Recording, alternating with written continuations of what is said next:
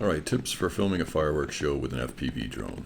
First, the stuff you should have already done, just as a reminder. Check airspace, test flight, strobe light, visual observer, set up RTH if you have it, or have a self-leveling mode on a switch.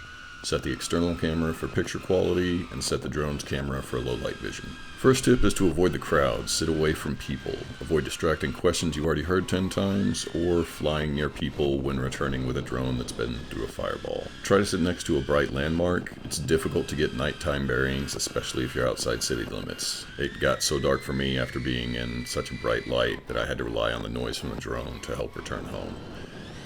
Bring your own spare light in case the officials turn off your landmark for better viewing.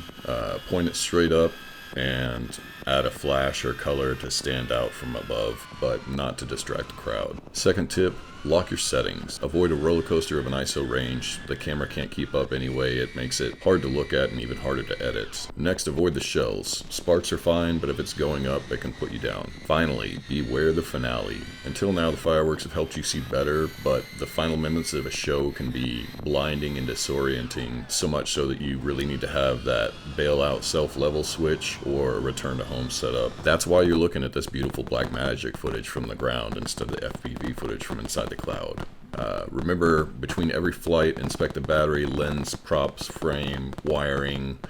It's essential when you're flying through stuff that can damage it. If this saves you a drone on it or helps you get a better quality video, then tag me in it or send me a link. Playing safe, fly safer.